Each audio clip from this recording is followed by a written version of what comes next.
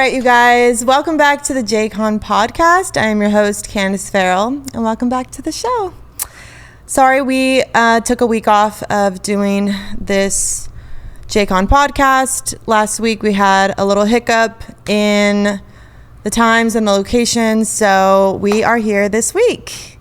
And today, I want to introduce you guys to actually someone who I really don't know. That's true. I know your mother. You do know I love your mom. Yeah.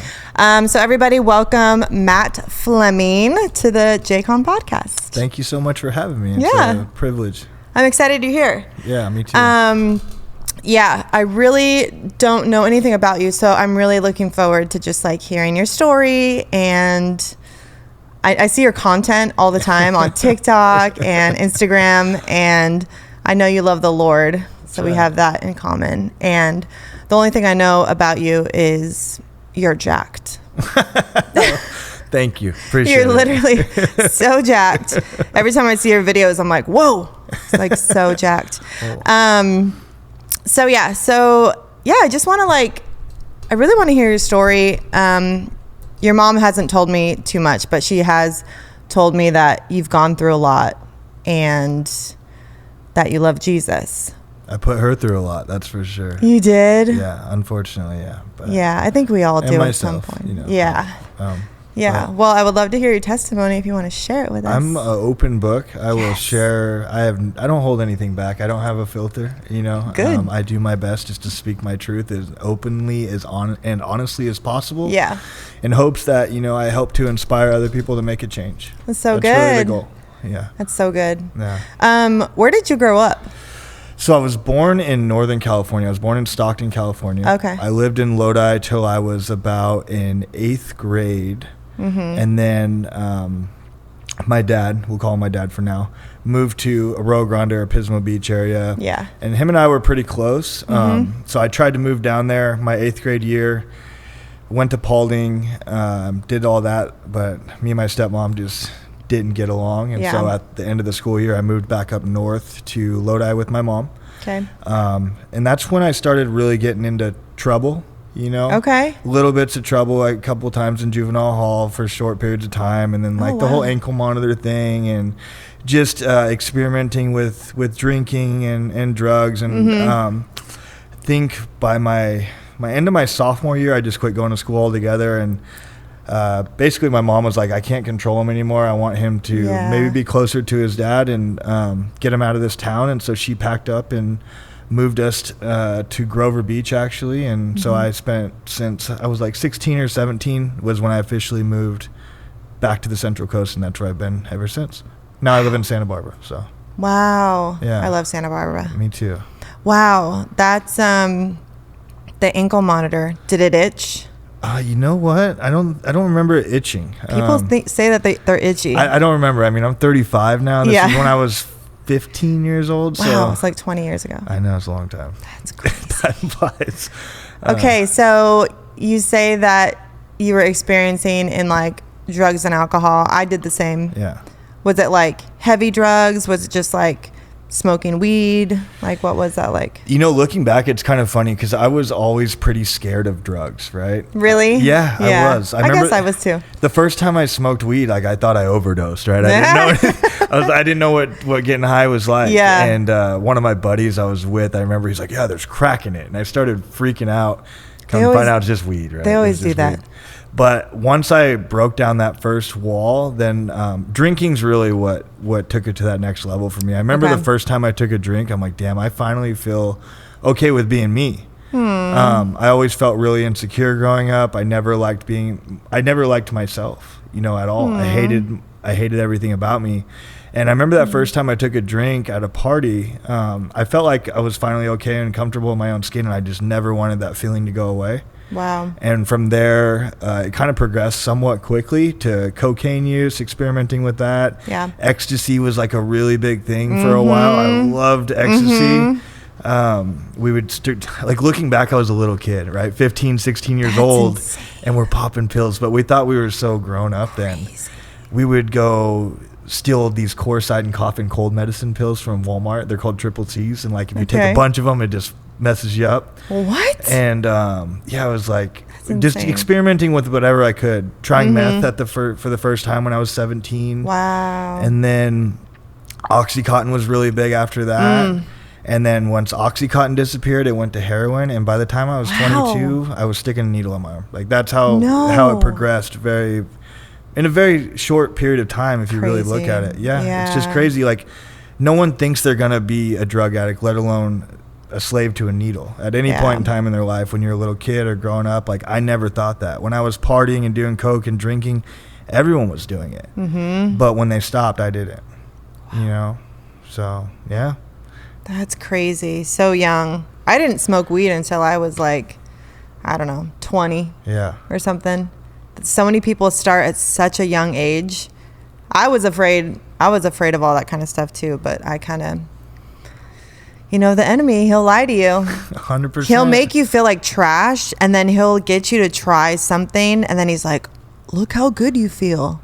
Yeah. It's so annoying. It's a big lie. Yeah. For sure. I mean, it does make you feel really good. Yeah, it does. That's what I think they need to change about drugs. And telling people, like, I remember the DARE program coming to school, don't do drugs. Yeah. Be honest with kids. Yeah. It is going to make you feel good. Yeah. You are going to like it. That's and so it true. is going to work until it doesn't. Like, if you tell someone it's not going to feel good and they try it and they feel amazing, they're going to be like, that person was full of shit. I'm not listening to them. Totally. You know what I mean? Yeah, absolutely. Yeah. Well, okay, so ever since I turned my life around and gave my life back to Jesus, I, basically when I stopped doing drugs, right? Even weed, I was smoking for a long time, even after I quit drugs. And I didn't really think it was bad. But the second I quit smoking weed, which I'm coming up to my second year of no smoking, and which is a big thing for me because I never thought I would ever live a day without smoking. And just following Jesus and like really surrendering my life to him and feeling the Holy Spirit makes me feel high.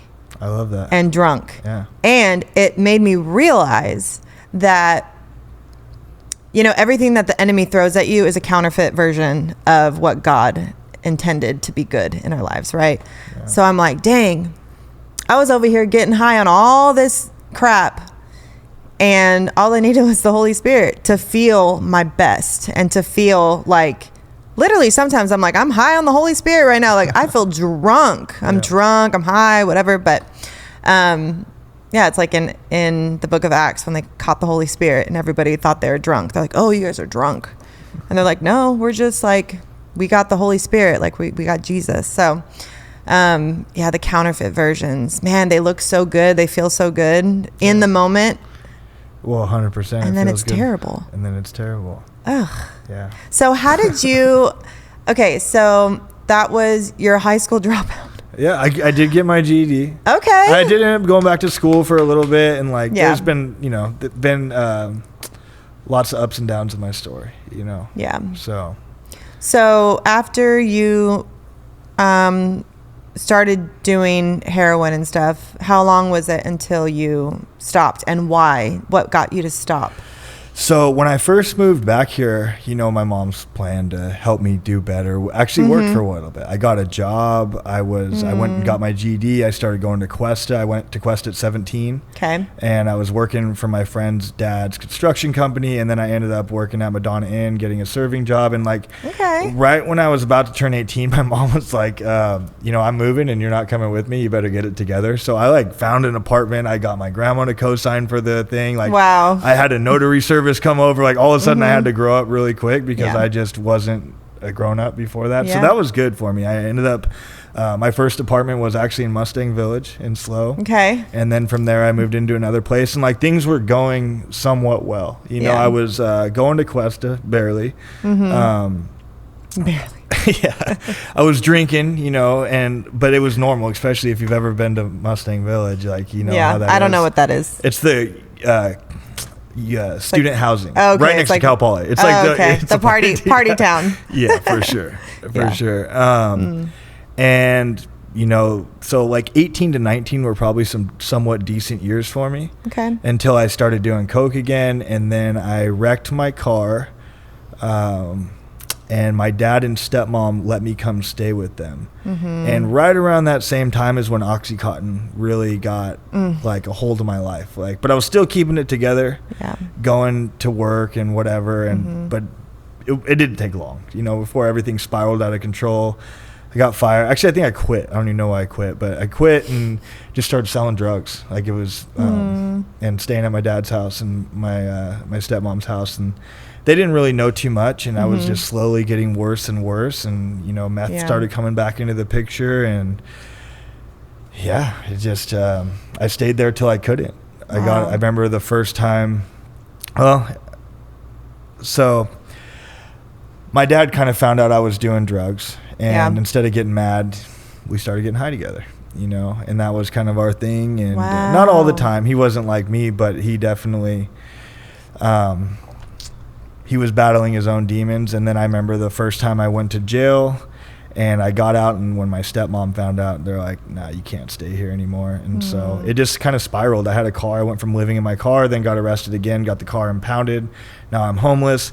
I remember sleeping. They had a boat in their driveway, and I didn't know what to do. I was like new to the street life, right? I didn't really know what to do, so I'd sneak into their boat at night and crash into the blankets, all, you know, high on meth, and then I would sneak out first thing in the morning. But slowly but surely, those things just, you become adapted. You know, eventually, I just kind of, that was the way of life. Yeah, I don't know too much about OxyContin, but I do know that I had a friend.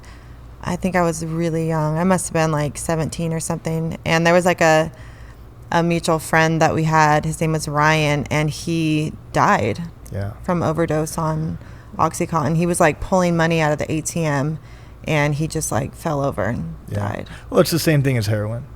Really? 100%.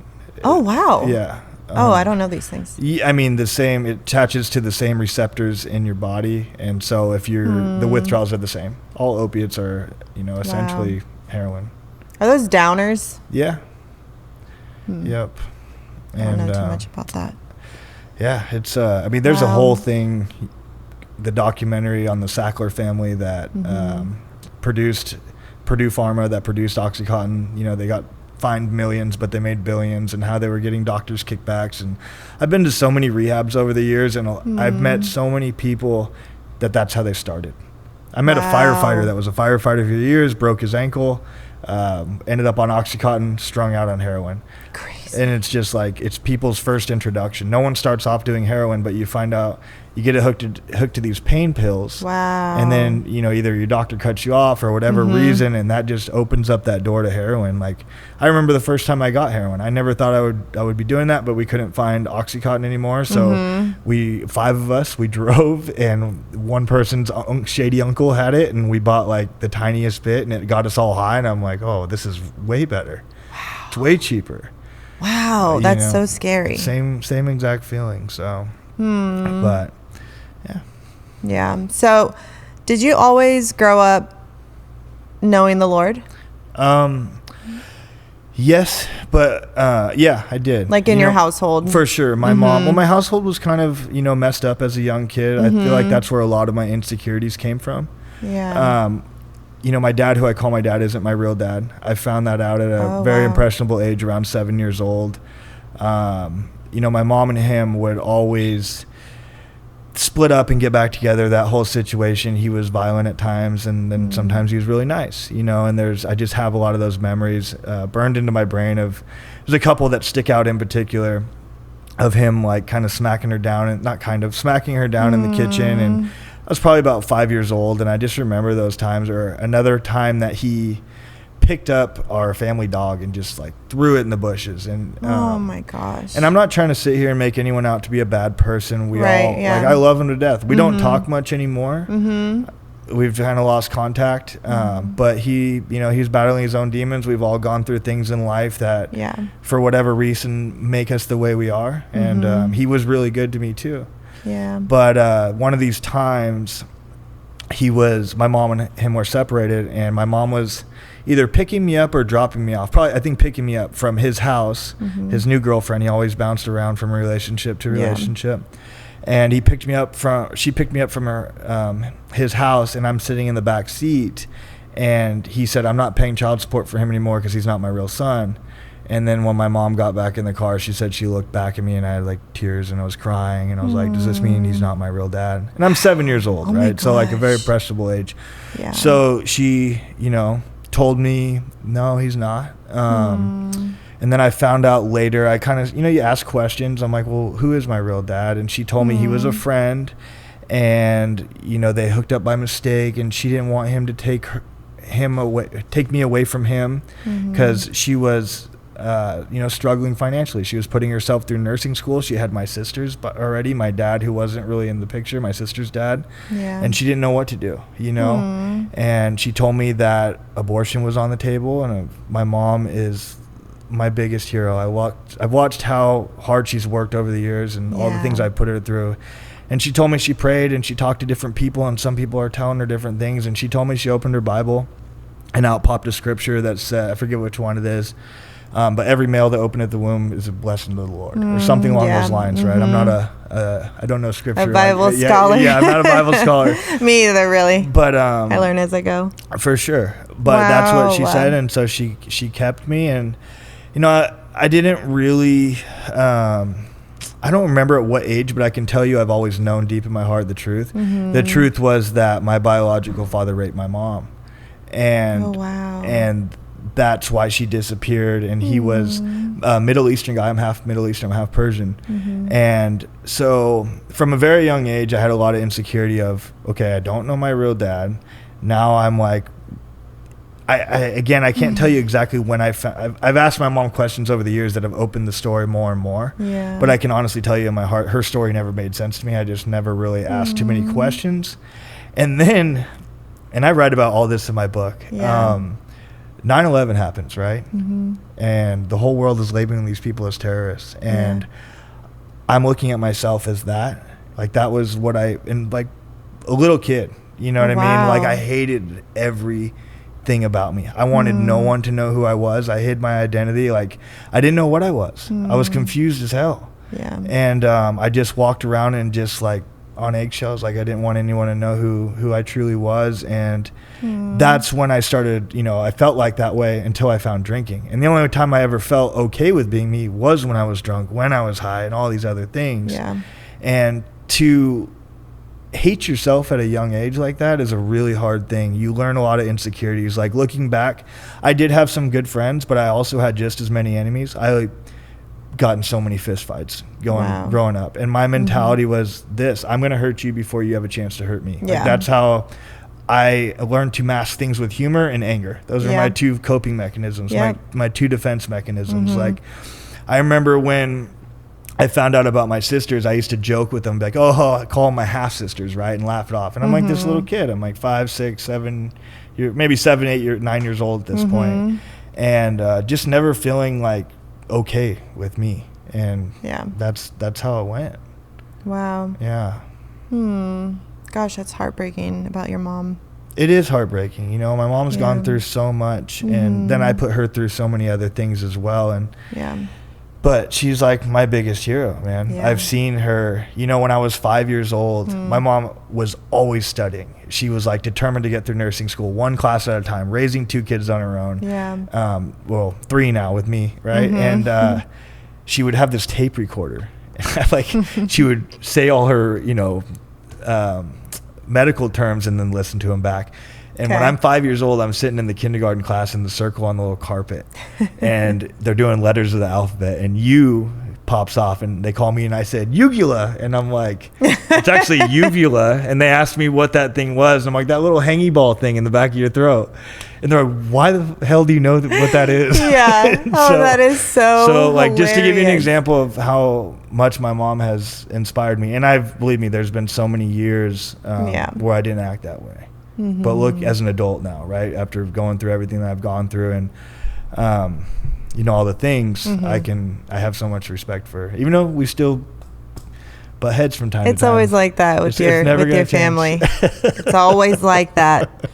I know. I get into it with my mom too. You know, I try to remind myself that like, it's not going to be like that forever. You know, people go away. We get older and it's in the Bible that, you know, Jesus says he didn't come here to like make peace within the families. Like he's bringing like corals and stuff between them, which doesn't make sense to me. But we're learning. Yeah. And we're growing. That's right. Yeah. Well, I just tell myself this too, like when I get to heaven, no one's going to quiz me on the Bible. They're going to test me on my character, probably ask me see what kind of person I am. Yeah. I love learning scripture. You know, I think it's important. Yeah. But I also don't get hung up too much on not knowing everything in the Bible. I'm like, look, I'm supposed to be a follower of Jesus, which I am. Yeah. I do my best to speak on that and let people know without being too pushy, just kind of leading by example type thing. Absolutely. Just being a good person, man. Yeah. Being the best person you can be. Yeah, it's so good. When people are watching and when people aren't watching, or watching as well. Like that's the most important. Behind closed doors. That's right. So important. Yeah. That's amazing. When did I already ask you, when did you quit drugs? So I just celebrated 4 years of sobriety, October 2nd. Yeah, October 1st. So, you know, with all those things come a lot of consequences. I mean, it wasn't like I decided to quit one day and I got sober. Yeah, I know. That would have been pretty sweet, but that's not how it worked out. Living that lifestyle, you know, being on the streets, strung out on dope, you start getting into trouble, you know, breaking into cars, breaking into houses, doing stupid shit. By the grace of God, I never went to prison because I would have not been okay in prison. Not because I couldn't have handled it, but because I was always the guy trying to impress people. And I know I would have went there and been one of those people that they call them torpedoes, right? Like people they get them to do their dirt. And I've seen so many of my friends and so many people that I used to get high with that went in there for a year or two and end up getting 5 years or longer because they just keep getting in more and more trouble. Yeah. I was in county jail once with a kid who got a GBI, which is a great bodily injury, for fighting. And he beat some other kid up in that jail cell or in the dorm rooms, got another charge, then went to prison and caught another one. It's like you end up just stacking on time. And that's just one of many stories I've heard like that. Yeah. So I thank God I avoided it because there should have been a lot of times that I ended up in prison. I just kept dodging bullets. And the county jail quickly became a revolving door for me. I can't even tell you how many times I've been there, but it was always for like 3 months, 6 months, you know, just enough time. I think that's what kept me alive. Wow. Really, because had I not had those little periods of sobriety, my body was just, I mean, I didn't look anything like I look now. I'll tell you I know. Were you skinny? Oh, yeah. You said meth, and I was like, he was probably really skinny. He didn't have any muscle on his body. I was pretty thin. But you know what's funny is I figured out that if I ate breakfast before I got high, I got a little bit higher. So I would actually eat a little bit. Probably because there was a little bit of nutrients in my body, right? Yeah, well, at least you were eating. I would go to like Burger King and Wendy's dollar menu and I would force myself to eat in the morning before I got high. Some days, you know, and wow, that's insane. Wow, 4 years. Congratulations. Thank you. That's a big thing, especially coming off of all those hard drugs. Yeah, so it's not easy. So when I was 26, I caught my first serious charge. I was breaking into cars, and I broke into this car and found a wallet, and I was driving my girlfriend's car around at the time, and she was at her house. She lived with her mom, and I would like go sneak in through the window and spend the night, and I was just the shitty boyfriend, right? She was a really good person. She had a job. She had a car. The thing we had in common was drugs. But I would like take her car out and just go do whatever. And I was breaking into cars one night, and I took the wallet and the debit cards I found, and I went to the Chevron right there on Grand Avenue in AG in the Village, and it's all lit up at night. And, I mean, it's probably 3 a.m. at this time, and I swiped it and get gas. Then I go in the store and start swiping the card until it just doesn't work anymore. Oh and like, I don't even know what I'm doing. You know what I mean? Like, what am I doing right now? And so I take off out of there. Yeah. And I figured that, you know, the cops are getting called. I think I was just so burnt out at this point. Like, you don't even care. You know there's consequences coming, but they're not coming right now. And that's all that matters. Dang. So about a week later, I am in her car again. She's at work. She actually worked in San Luis Obispo at a hair salon. And my mom and Dennis, you know Dennis as well. He was here recently. I love Dennis. Love him too. Love him. They were living in Berry Gardens at the time. Are you familiar with that? It's right near Soto Field. Do you know 5 Cities at all? Barely. Yeah. Okay. Well, anyway, they were living at a different house than they are right now, and they didn't want anything to do with me. There was periods of time where they would try and, you know, I'd burned that bridge at this point in time, and they didn't want anything to do with me. And so my sister was in town from Atlanta, and she had my then 6-year-old nephew at the time, and they wanted to see me even though they knew I wasn't doing good, and I wanted to see them too. So I park at Soto Field, which is, a few blocks from my mom and Dennis's house, and my sister's staying there, and I'm not paying attention. I'm kind of just sitting in the car, probably contemplating on what am I going to say to my sister. I want to make it look like I'm doing okay, even though she knows I'm not, and I know I'm not, and I look like it, but probably sitting there and staring at the steering wheel, whatever. Just as she's walking up, I got guns pointed at me, and then the cops telling me not to move, and all of a sudden I'm surrounded by all these cops, and sure enough, I was right. They caught the surveillance from the Chevron.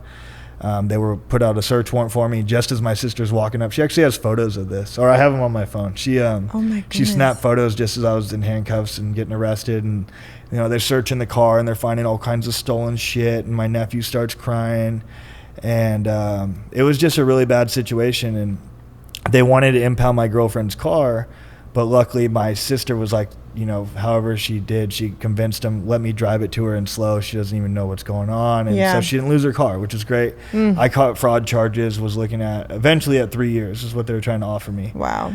I'm going back and forth. I ended up, a lot of this is such a blur. And I think I ended up with drug court at this point in time, which is a very intense outpatient program. You have PC 1000, Prop 36, and then drug court, and that's different levels of outpatient programs. Okay. Prop 36 is I never got PC 1000. I had Prop 36 a million times. You basically call in every day. If your color gets called, you're in slow drug testing, and you have to find a job and attend a couple classes. Drug court is you better be sober or you're not going to pass. It's 5 nights a week of classes. You have to have a job. You get drug tests all the time. You go to the courthouse every Friday and stand in front of the judge, and they do a review and all these things. And I was not ready to get sober. I didn't want to, but I was willing to try to pretend, right? So yeah. Oh my gosh. I'm learning so much right now. I was willing to try to pretend. So, that's what I did. And I remember getting a Wizinator, which is this fake penis thing that you strap to your waistline and you have to go drug test. And it worked for a while for me. What? It has synthetic urine in it. So I would pee in the cup. And but I didn't have money for the real Wizinator. So the real Wizinator has the actual fake penis, and it comes in different colors and skin tones.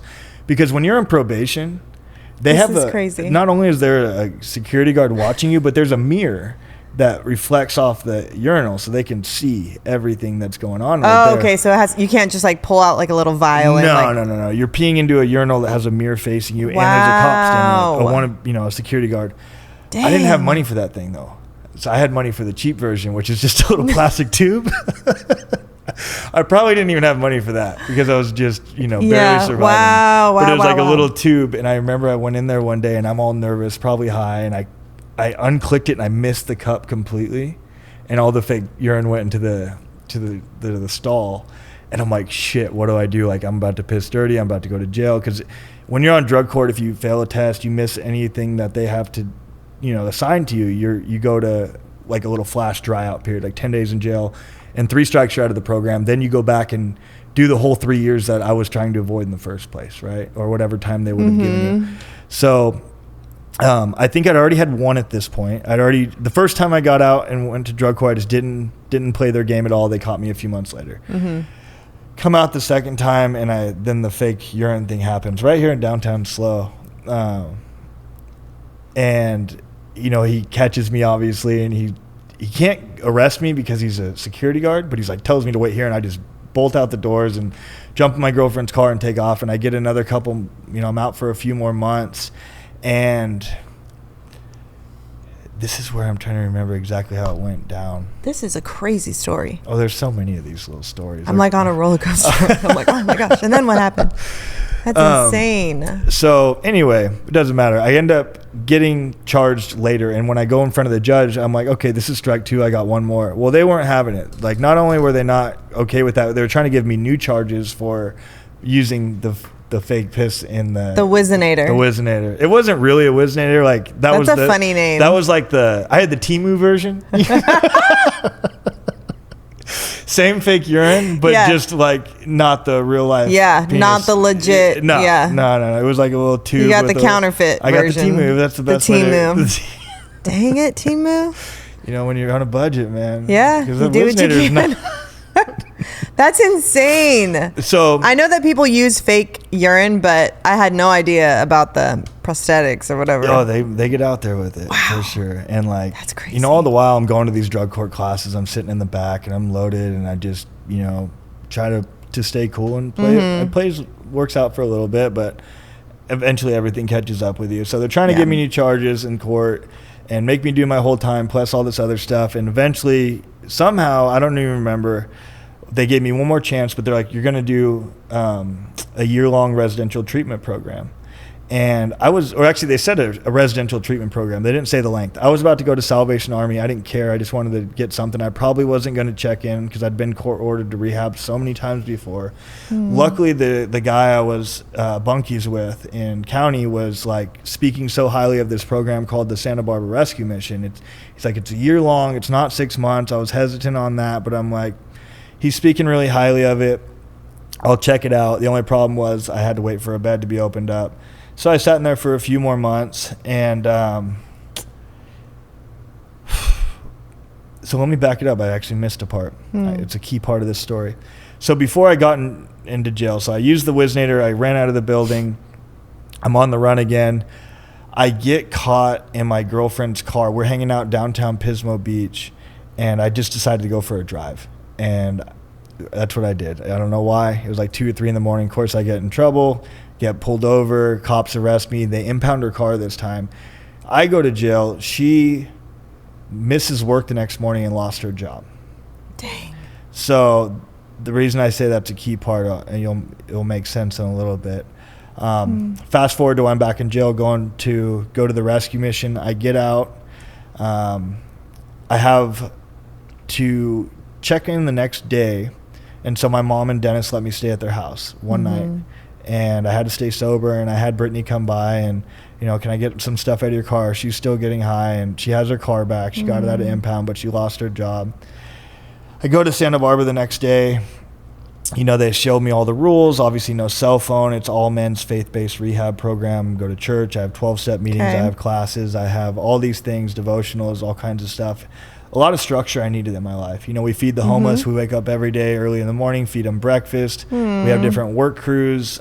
We have different jobs in the house. Like, they keep you busy, and which is really good. And they also had a weight pile in the back, which was huge for me because this is really when I got heavily into lifting. Like, I'd always work out. Every time I'd go to jail, I'd get in really good shape. I would just work out the entire time. But I'd always come out and just completely destroy myself. And this was my first introduction to, like, really into weight training.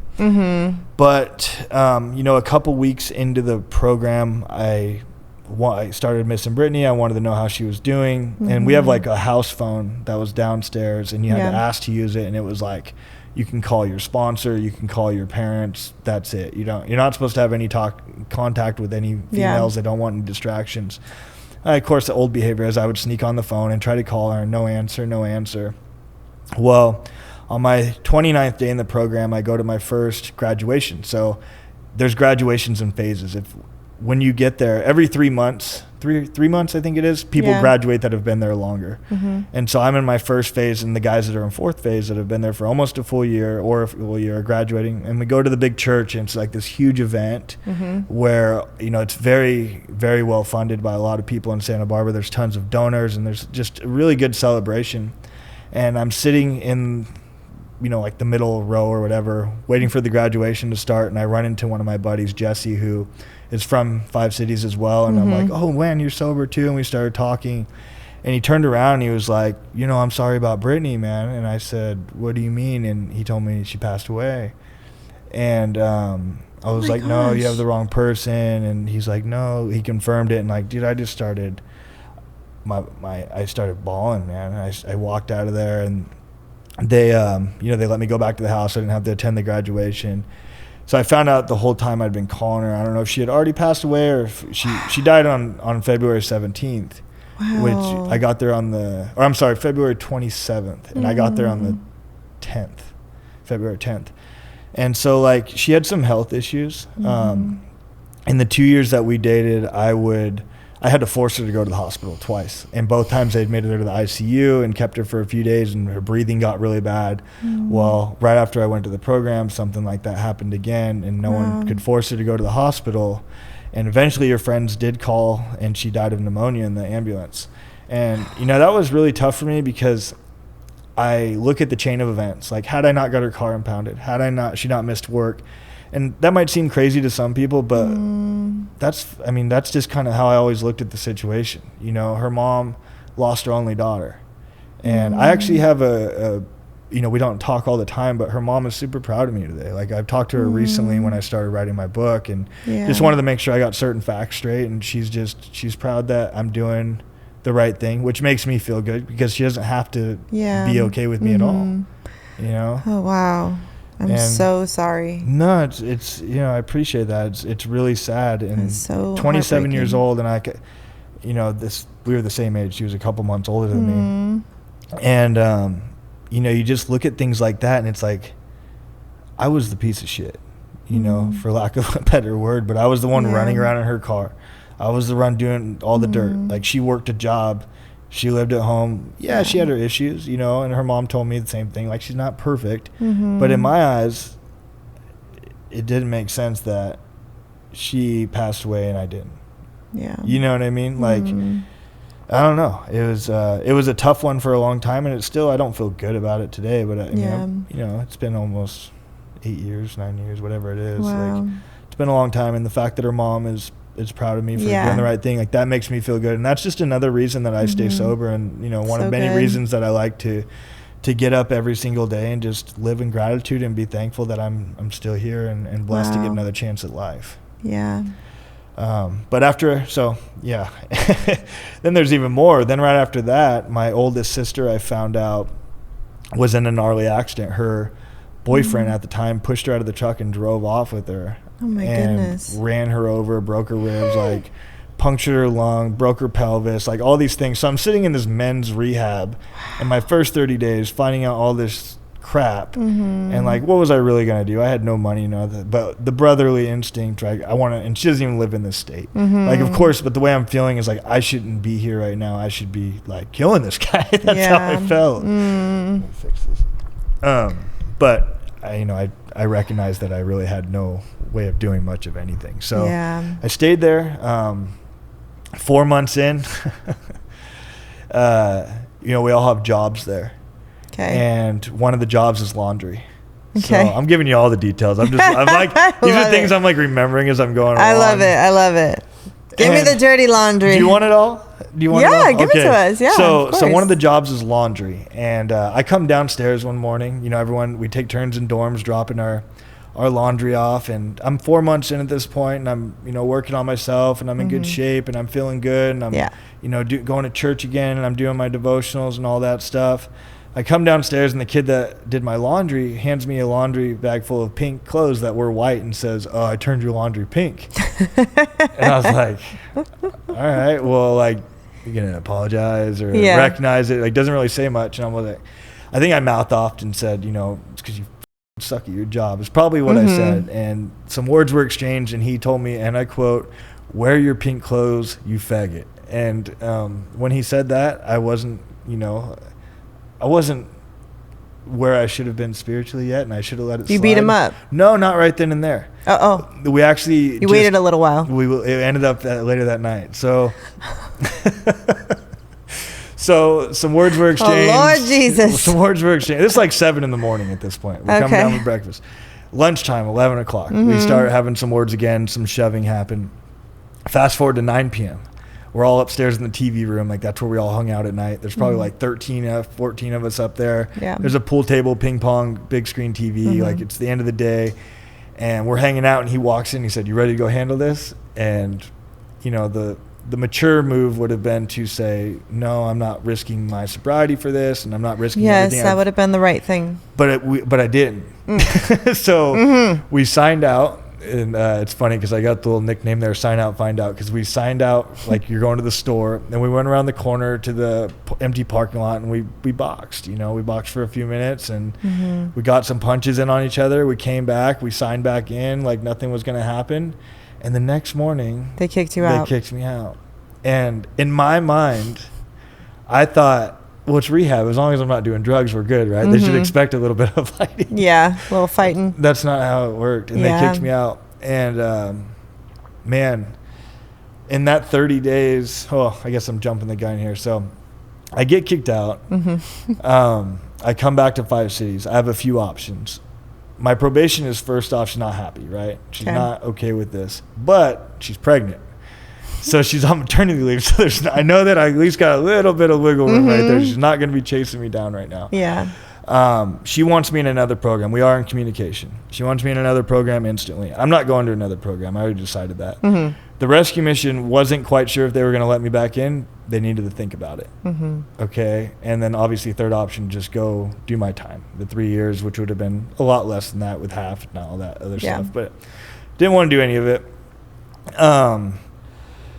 And of course, a week into it, I'm already getting high again. So I'm in my mind, I'm like, you know what? I convinced myself, this is the devil telling you, like, oh, it's not going to work out. I didn't get told no, I couldn't go back to Santa Barbara, but I didn't get told yes. They were thinking about it. And so in my head, I'm going to get high. That's just the solution to all my problems.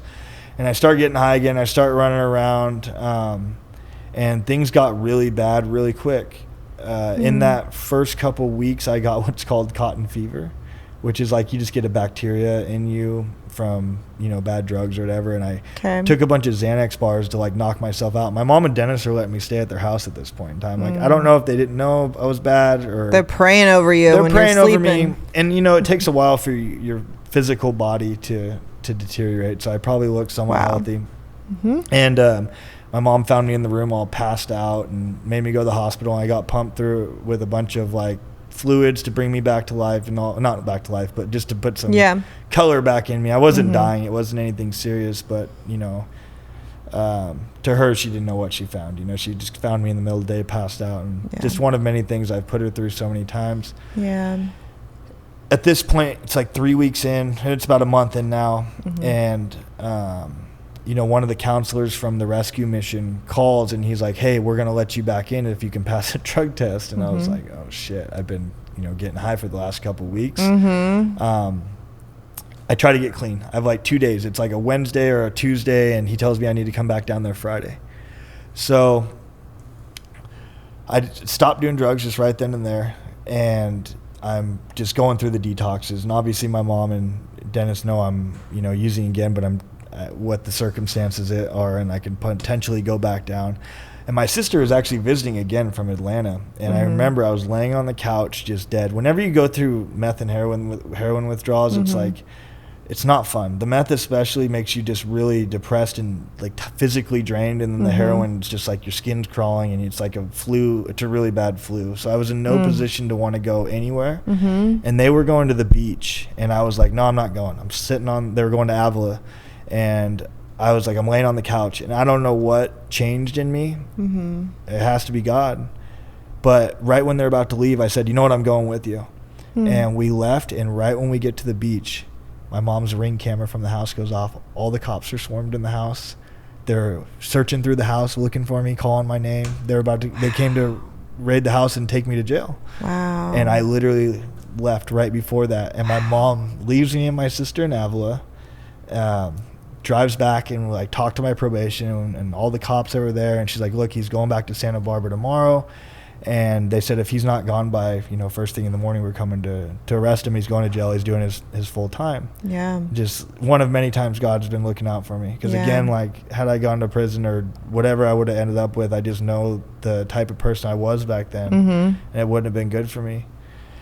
Go back to Santa Barbara, end up graduating the program. Life's good. I get a place. I got heavily into fitness while I was there. I really got into working out, got in really good shape, and got certified as a personal trainer while I was in the process of going through that program, because they have computers and things you can use. And when I got out, I got a job teaching group fitness, doing personal training. Everything seemed to be really good. Got off probation completely. Didn't have to check in anymore. And I got one of my best friends I graduated with. We had a place together. And I decided that I didn't have a problem with alcohol, right? I had a problem with drugs.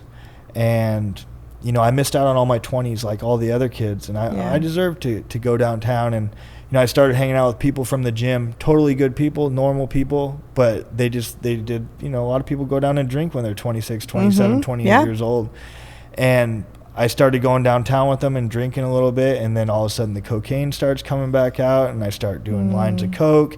Then next thing you know, like, I'm buying my own bags of cocaine, and I'm doing it without anyone during the week, and then I start doing the needle, and I start shooting up the cocaine, and then all of a sudden I'm getting so weird and out there that no one that I was at the gym with even wants to hang out with me anymore. And then I slip back into meth, and it was just it spiraled out of control fairly quickly, like just from that first drink for me. And next thing you know, I'm homeless, back living in my car, and bouncing back and forth between Santa Barbara and 5 cities with nowhere to really go, crashing on friends' couches. But, you know, the friends I was staying with were like normal people. Like they didn't know that I was shooting up meth and then sleeping on pretending to sleep on their couch or hanging out with them.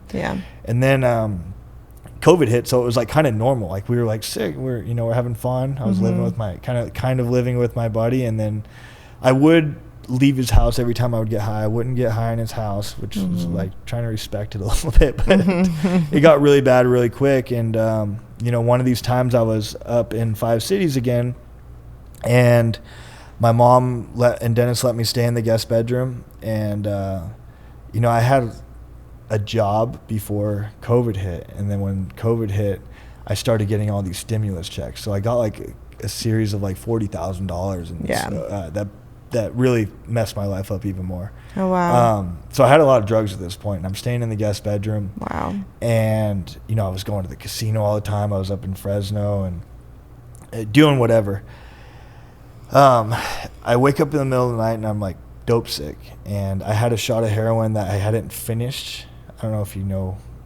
Basically, I had made a shot of heroin that had a lot in it, and I had done a little bit of it that day, but I left a lot of blood in it.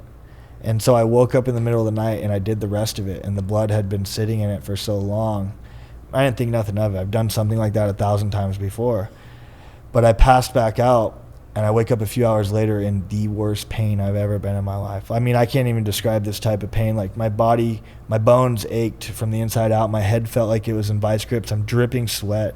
I remember the fan was on like the oscillation mode, and every time it would pass by me, it would just be like pins and needles across my body.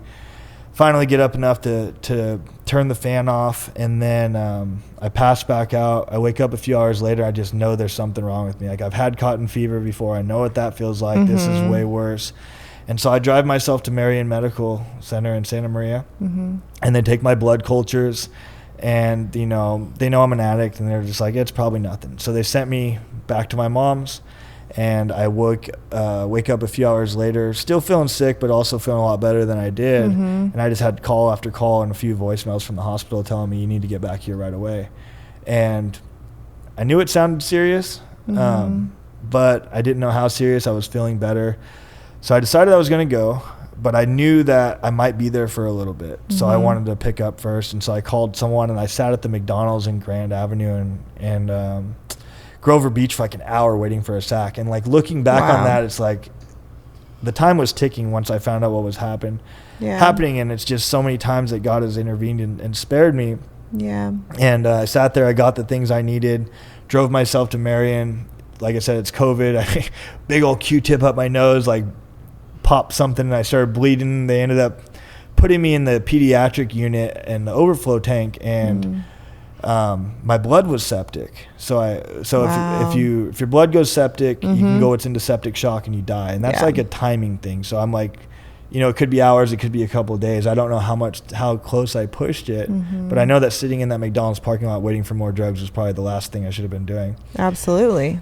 And then I'll never forget the look on the nurse's face when she came in and she starts doing these scans, and she goes over my heart, and her face just kind of went like blank, and like just walked out of the room. And I was like, oh shit, that doesn't look good. Yeah. And so then I had endocarditis too, which is a serious heart infection where it can get inside your lymph nodes in your heart. And if it gets to a certain point, like there's no saving you. You're going to die a slow, painful death. Wow. And so I'm in there with sepsis and endocarditis. And at the time, I really didn't even know what those things were. Mm-hmm. I was in so much pain and so out of it that I just was like, just kind of shrugging it off. It actually, writing my book and doing all these other things, going back to the details, I realized how lucky I am to still be alive. Yeah. About a week in there, I brought in a bunch of drugs. I tried to shoot up in the bathroom in the hospital. That's crazy. And it was just like, I remember that first time I did it, my blood was still septic, and it was, again, that worst pain just came back, and I was poisoning myself. Yeah. And I'm in the pediatric unit, and I just feel so bad for these nurses that are used to caring for babies. Yeah. And like now I'm in here cussing them out, like just treating everyone like shit. They eventually moved me to another room on the 4th floor, and I have to get antibiotics every 4 hours around the clock. I ended up being in there for 72 days. But 72 days? Yeah. Well, all said and done. And I left early, actually. But wow. So they had me hooked up to a PICC line, and because I'm an IV drug user, I'm a risk. Like, you can just put drugs right in that thing, and it goes directly to your your vein. Normal people would go home, and a nurse would come by once a day, I think it is, and they have a home health nurse or whatever it is. But I'm not eligible for that because I have drug use history, so I have to stay in the hospital. And so I'm on these antibiotics around the clock, and they're every 4 hours, but the antibiotics take like an hour and a half. So really, I'm only getting like 2.5 hours of break, 24 hours a day. And it's miserable. Wow. They're trying to, not wake me up when I'm sleeping, but they're still, obviously I wake up a little bit when they're switching it out. And all the while I'm complaining about this pain in my back, and it gets so severe that I'm like, it feels like someone's sticking me with a knife over and over again in my lower back.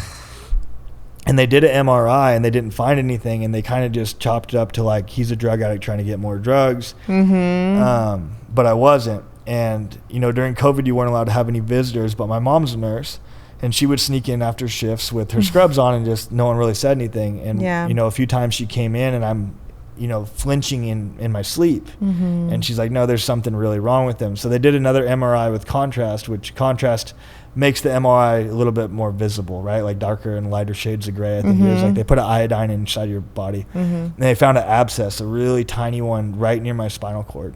What's an abscess? It's like a ball of pus from whatever drug use. And had it kept growing and getting bigger and, actually touched the spinal cord, it would have paralyzed me.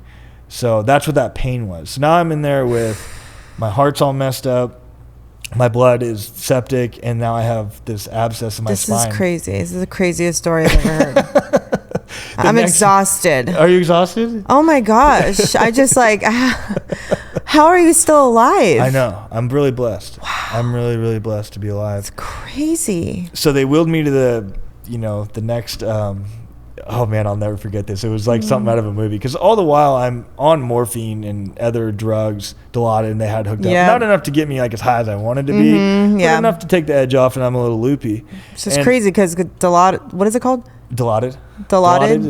Whatever. I know. My dad was sepsis. Yeah. And they had him on that. And apparently it's like really strong. We used to call it hillbilly heroin. So you crush hillbilly heroin. That was like the nickname for it. We used to shoot those up too. But crazy. Keep going. I didn't mean to cut you off. Oh my gosh. You're like, it was just something a little take the edge off. They were taking the edge off, right? I was in a lot of pain. And so this old man, like when you do an MRI in the hospital, they take your whole bed. You just lay on it. That's nice. I'm on the 4th floor, and this old man like wheels me all the way through the hospital, and I don't know why I'm all high, and they let me have headphones. Like, what do you want to listen to? And I was all Pink Floyd. Give me Pink Floyd. They stuck me in there. I don't know why that's funny to me. That is hilarious. You're sitting there for like 20 minutes. And you're like, and chilling. high. And so anyway, they did emergency surgery the next day, and I woke up feeling really good. And wow. Ended up leaving the hospital 72 days in. That's insane. It was a long time. And you know what was the hardest part? Being in jail was like, you accept being in jail. I'm not leaving. You know what I mean? Yeah. The hospital, I had to, no one was forcing me to be there. I didn't want to be there. I couldn't go outside. I had a travel nurse that ended up like taking me on walks, but that was like a very short little period of time. Yeah. Do we have a time limit? Yeah, no, we're good. Okay. Yeah. But so that was like the hardest part was staying in there without leaving. And, you know, I'm on social media a lot at this point, and I'm like trying to keep myself entertained, and I'm working out like crazy at this point. Well, actually, I take that back. I was getting high a lot at first, but they caught on really quickly because, well, first off, I went from kind of eating and like somewhat sleeping to like drawing in the corner, being all weird and, you know, not eating anymore. And I'm hooked up to a machine that literally is telling drugs. It's like literally stay off of them. It's like telling my vital signs the whole time. It's I called it my snitch machine. I'm like, how am I even, you're hooked up to some, it was like, you can't do meth and then be hooked up to a machine that's giving your heart rate on a digital readout. Exactly. They're so it didn't take long for them to figure out, and they took everything from me. And I was like, you know what, screw it. I'm going to be in here. I'm going to make the most of this. Started doing pull-ups all the time on my shower curtain rod. I took a walker from the hallway and made a dip bar. I had a TRX. Like I had this whole place tricked out to like a little gym. You're like, give me that. You're like push an old man over. Yeah, pretty much. No, I found it in the hallway. On the fourth floor, with like, no person attached to it. No one was there. Thank you, Jesus. I just found it and I brought it in my room. You would. Now that I know like how much you work out and how like serious you take it, like that totally sounds like something you would do. I'm either all in on destroying my life or I'm all in on making it better. I don't really have an in between. Wow. You know what I mean? And so I went from like, okay, I'm destroying myself in this hospital, like, okay, I'm going to do everything to make the most of this. I changed my attitude. I started ordering healthy food off the menu. I started treating people nicer. I just made like this switch. I'm like, okay, I'm going to be good. And I was having fun in there for what it was, you know, for what it was. Yeah. It was depressing, but I started making like funny little TikTok videos and trying to keep myself entertained. And like, crazy. Wasn't allowed to leave the fourth floor, so I would do my best to sneak down to the candy machine and just like get in a little bit of innocent trouble. And now in these videos for your TikTok, were you telling the viewers where you were and what was happening? Oh yeah, I'm sure. Okay. I was on there 24/7. I'm gonna have to go back. Oh, they're on there. The hospital actually posted one where I dressed up like in my mask and I put the James Bond theme and I like snuck down to the candy machine and then they catch me and you can hear the audio of the nurse. Oh my goodness. And there's some embarrassing ones on there, but I've always been really good at knowing how to entertain myself. Like I said, like laughter's been my medicine from a young age, and I still like that. I'm still like that to this day. And so when I was in there, I held nothing back and just I'm not afraid to laugh at myself and be the butt of the joke. Good. So you can find them out there somewhere. I'll leave them at that. Good. Yeah, I'm excited. I'm going to post them on JCon Worldwide. I'll show you some. But anyway, you know, I started getting restless in there. The doctor actually brought me a pull-up bar from his own home because I broke the shower curtain rod. I was going to say, how did you not break it? But you did. Okay. Two of them. Yeah. And so he brought me a pull-up bar. And long story short, like everyone was super cool with me. I was on good terms. And I was texting with one of my friends, and I'm like, you know, if you just, I don't know why. I don't know what made me want to do it, but I decided I wanted to sneak out and go drink. And she came and picked me up, and I knew I was going to get caught. I knew it. I'm getting my IV switched out like way too often to be gone for any length of time. But I told her, come pick me up, we'll hang out, and then, you know, it'd be whatever. And it wasn't long after a couple shots of vodka or whatever we were drinking at her house that the hospital's calling. I haven't been drinking in a while, so I'm really drunk really easily. And I go back and I just say, you know, F this, and had him take the PICC line out of my arm. Actually, I took it out myself, but it's like, I just remember being drunk and like pulling on it. It doesn't hurt. It just like, it was like, what are you doing? You know, and I packed up all my bags, and my car was still parked there. I drove myself to the hospital. My car had been sitting there for over 2 months at that point. Yeah. And I got back into my car, and I'm drunk, and it was like stepping right back into my old life. You know, there's syringes everywhere. I didn't clean the car up at that point. I went in there really, really sick. Crazy. And my car looked like a giant sharps container. If you know what a sharps container is, it's what you dispose needles in. And like, there's just shit everywhere. There's needles in the center console. There's caps everywhere. There's drug residue. And I went right back to shooting dope right there in that parking lot. Right then and there. And just like, and then I pulled out, and just went back to living in my car. You just said, forget the 72 days. Yeah. Okay, so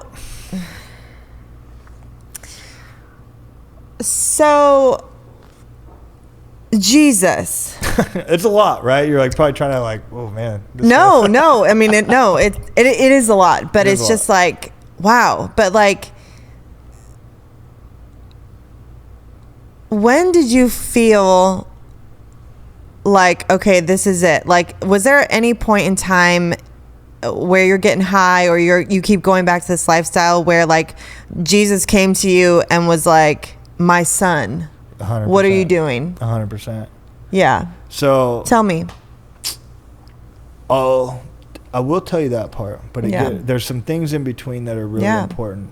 Yeah. So I got out of the hospital and I'm back to live in my car, and it's like nothing changed, you know? Crazy. I'm at this point, I'm just, like I said, I still had a good amount of money, and I'm shooting dope, and the wheels are off.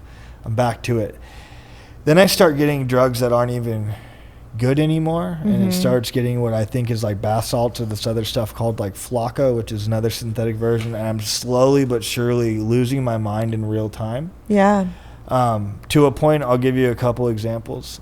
I thought, due to other things that I actually didn't talk about, but I was in some other trouble, and I thought the cops were following me. And then I started getting these threatening text messages with chopped up headless bodies from supposed cartel members saying that I owed them money, and I'm calling the number, and it's really like someone with a thick Mexican accent on the other line. I'll show you these off the podcast, these pictures. I still have them saved.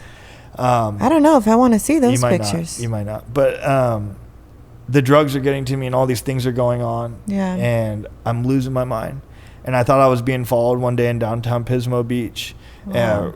Or actually Oceano, where you're going onto the on-ramp, and the traffic's really slow going to the beach to get on the dunes.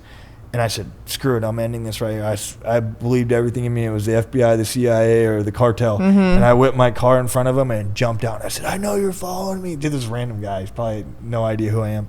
Oh my God. And it was middle of the day. And this guy's like, what is going on? Yeah. But in my mind, it was real.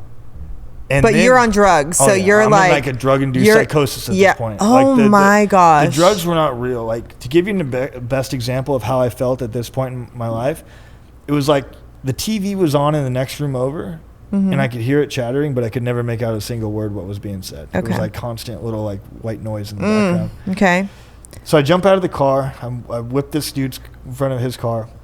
I know you're following me. I have my phone in my hand. In my mind, and I think it happened, the songs on my Spotify in the car start changing, and I'm like looking at it, and I start smashing my phone and breaking it in the middle of the road, and like, I know you're following me, and I'd get in my car and just drive off like a madman. You probably scared that man probably to death. That was one example. Then there was another time, oh my gosh, where I thought I was being followed, and I drove to the top of the grade and backed into this little corner, and in my mind there were cops everywhere and all these things. Wow. I'm on the phone with my buddy Tony, and I'm like telling him, he's trying to convince me I'm going crazy. I'm like, there's been times I broke down in tears and started crying. I thought that's how bad. I mean, I kind of laugh about it now, but at the time in my life, I literally was watching myself go crazy in real time. Wow. That's how I felt. So scary. And, he convinced me that, or at least tried, that what I thought was going on wasn't actually going on. Wow. And I have so many old pictures on my phone of license plates because I was taking pictures of every single car. So paranoid. You know, on your iPhone, you can like type in the word license plate. And then you like look at all of them? There's so many on my phone still. Wow. From like, thought I was being followed 24/7. Wow, it's so scary. It was bad. And then also during this time, I was like constantly going out to Tachi Palace. I would go out there and just gamble and hide because I felt like I was getting away. I just never wanted to sit in one place too long. Yeah. One day I jump on the freeway, and I'm not even on the road for 5 minutes. I just left my buddy's house at like 4 a.m, and it's thick fog, and boom, 70 miles an hour, I hit a deer on 101 North. And the deer, I mean, who hits a deer on 101 North? And it was like thick fog, and that thing went like slow motion up and over my car. Had it gone through the windshield, I would have been dead. Yeah. And the car just like completely broke down, and I'm sitting on the edge of like Silver Shoulder, Spyglass Drive or whatever, like 4 or 5 in the morning at this point. Car's destroyed, like all smashed in. I'm waiting for a tow truck. I don't know how the cops didn't come find me at that point, but that's all going on in this year from when I left the hospital. And my moment where God really intervened in my life was I was down and out. I'd spent all the money. I was living in my car. No one wanted to hang out with me, not even the drug addicts. You know, I'm just alone. And I couldn't find any heroin, and so I took what I could, and someone had given me a Roxy, which is like a little blue opiate wannabe Oxycontin pill. And I drove to Santa Maria, and I was sitting in my car at the dollar store parking lot, and I was like, I'm just going to shoot this up and get well because I'm feeling like shit. And I remember I cooked it up in my little dark corner of the lot, and right when I started to push it into my arm, I remember knowing that it wasn't normal. It was much more powerful. Like, fentanyl was very popular with people that were doing heroin. I never liked it. I never tried to touch it. I only did it a few times on accident. This being one of those times, and next thing you know, I wake up and I'm just drenched in sweat. My needle's still in my arm. I'm sitting in this parking lot by myself, and I just remember for the first time in a long time, like, dude, you better make a change. You know what I mean? Or you're not going to be around for too much longer. Yeah. And that's where God intervened in my life, and just, it was clear as day. I thought about my mom. I thought about all the things I'd put her through. I thought how I was, 30, 31 years old at this point, living in my car with everything I owned in the back. Like, that's not a good place to be. It doesn't feel good. Yeah. So the next morning I went to Drug and Alcohol Services, same place where I ran out with the fake Whiznator, where all the classes used to go down, where I used to avoid at all costs. Yeah. And I asked for help. And, it's funny, whenever you try to get help and you're not on probation, they're like asking me questions. Are you sure you're qualified? And I remember doing a shot of dope in their bathroom before I went up there. And it's just, I'm qualified. Help me out. And finally they, it took a couple months. They found a detox facility for me. I missed it the first day. Found another one. A couple months go by, and I remember I drove myself out to King City, and I checked myself into detox. And I didn't know what my next move was. They said I could stay there for up to 90 days, and I just knew I couldn't come back here. I needed to get my shit together. Yeah. And luckily I wrote some Facebook post about how I was going to change my life, right? Like, people, and it's cringy and embarrassing now looking back on it, but because I was definitely not sober when I wrote it, but it actually ended up saving me. Yeah. One of my friends that I had graduated rehab with previously was now running a sober living, and he commented on it and said, you always have a home here. Yeah. And so after 11 days of getting the withdrawals out of me, it wasn't passages of Malibu, I'll tell you that much. It was like a twin bed, and King City's like a little farm town. It smells like cow shit. That's pretty much what it smells like, and that's all there is. It's not fancy. It's depressing, but I was doing what I had to do. I had no money at this point. Took my last $20 and jumped in the car and drove back to Santa Barbara, and they gave me keys to the apartment, or to the sober living, and gave me some ground rules, and said, you don't have to pay rent, but getting a job and paying rent is your priority. Yep. And that was a huge blessing, because I had nothing. Yeah. I had nothing. And except the car. By the grace of God, I still had a car. I got a new car after the deer incident. So good. The last of the little bit of money I had, I went to that. So, oh my goodness. That's what I did. And from the first day I got back there, I just did everything that I learned at the rescue mission. I learned everything. That program saved my life. What they taught me there, how to rely on God, how to be structured, how to be disciplined. Like, I learned, working out. Everything that in my life today, the way I structure my life is everything I did when I got there. Wow. I wake up in the morning, I pray and hit my knees. I make my bed and pray and hit my knees, like, because that's what we did there. You know what I mean? We used to go to chapel and read a devotional. I go to my living room and read a devotional. Yeah. And the only thing that's really changed is I go to the gym right afterwards. Yeah. After that, we didn't do that there. That was later. But anyway. Wow. Just really started focusing on becoming the best version of myself. I knew I wanted to get back into the fitness industry, but I had 2 felonies on my record at this point, and it was hard to get a job. I went to Gold's Gym. I just wanted to be a trainer, and they hired me and then told me I couldn't work there, and I just didn't give up, and I just kept praying to God, and was working for a moving company, doing whatever I could to make a little bit of money. Yeah. And slowly but surely, God made a way. I ended up getting a job at a really nice gym through a friend. And there's so many God shot moments in my life. Yeah. And this is one of them, I'll tell you right now. I mean, I could sit here for hours and tell you all the moments he's intervened, but this one, So when I was at the rescue mission, I went back to school and I graduated this program called Transitions, which is for previously incarcerated people to get back into school. It's ran by a man named Noel. Super good guy. Fast forward to now where I'm at, back in Santa Barbara. And I go to this interview that my friend set me up with at this much nicer gym than Gold's. And they hired me, and they're like, we just have to wait for your background check. And so I'm like, cool. Same feeling I got last time when Gold's did the same thing. I go down to the waterfront in Santa Barbara, and I'm sitting on a lifeguard tower. I don't even like Euros, but I saw a Euro truck. Actually, I don't think I'd ever had a Euro at this point in my life. But I bought one and just sat there on the lifeguard tower. And when I tell you no one was around, no one was around. Yeah.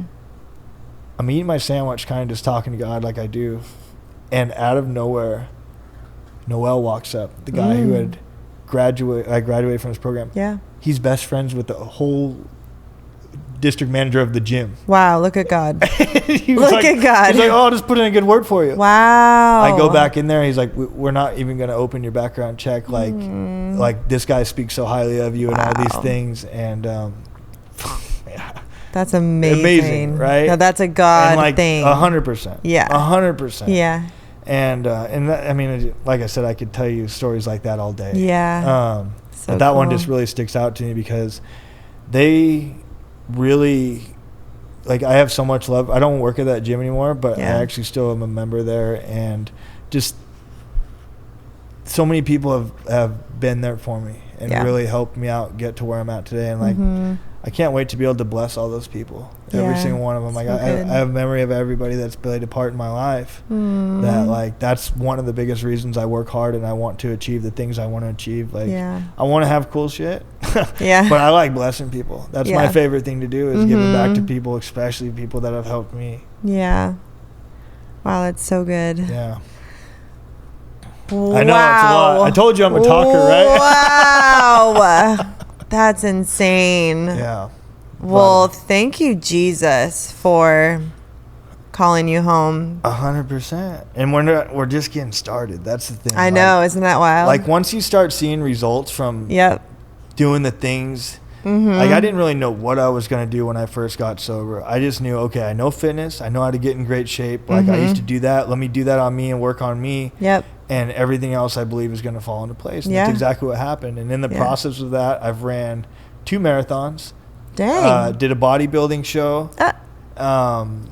What else? I'm starting to write my book, just constantly. And I ended up working with this really cool company that my buddy started called Unstoppable 365, where it's not only mindset, fitness, nutrition coaching, but they also do blood work. And just really what I want to do on a bigger level is impact as many lives as possible. So now I get to help coach guys and help them with workouts and do their nutrition. I know this is just the beginning. Like I know what God has put on my heart is to share my testimony and speak on stages and help people and impact lives. Like that's where I see myself going 100%. And so cool.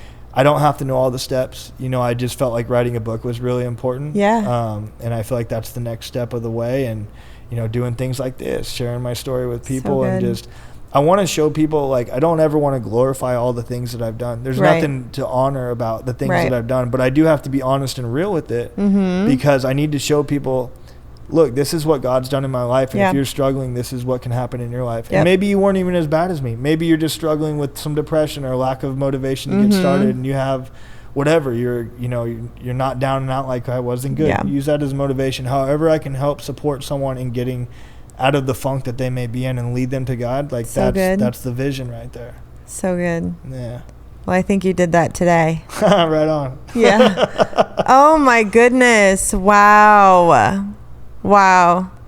Well, I don't even know you, but I'm super proud of you. Thank you. I Appreciate it. For coming so far in your life and just allowing the Lord to use you, as a light.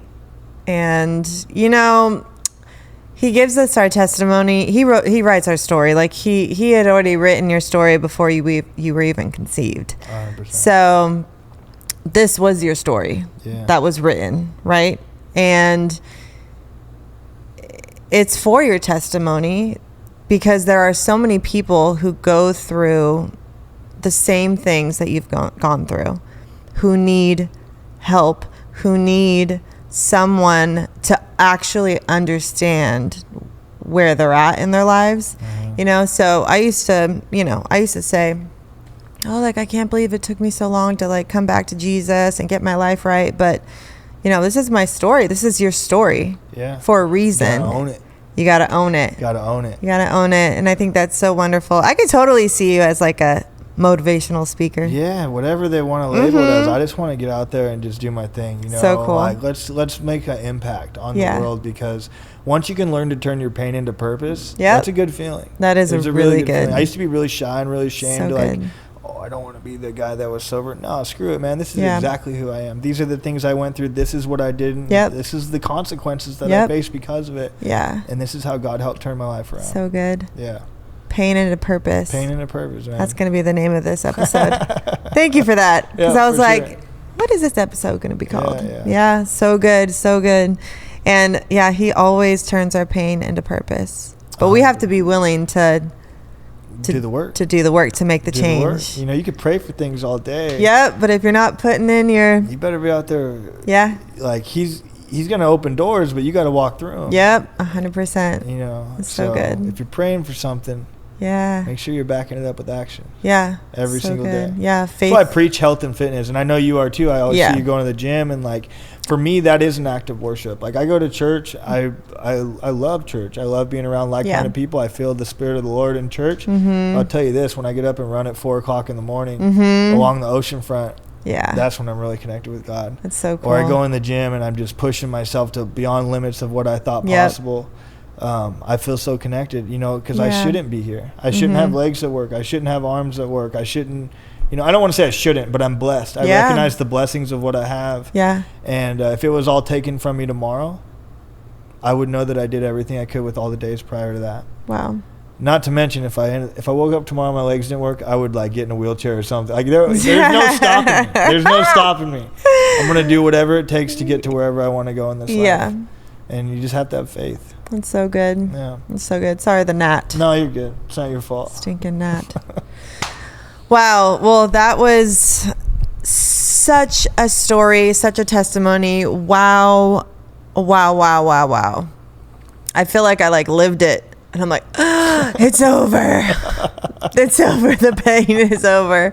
Wow. Well, thank you so much for sharing that with me. Thank you for having me. Yeah. I'm sorry that the mic keeps falling. Oh, it's all good. Wow, you guys. Okay.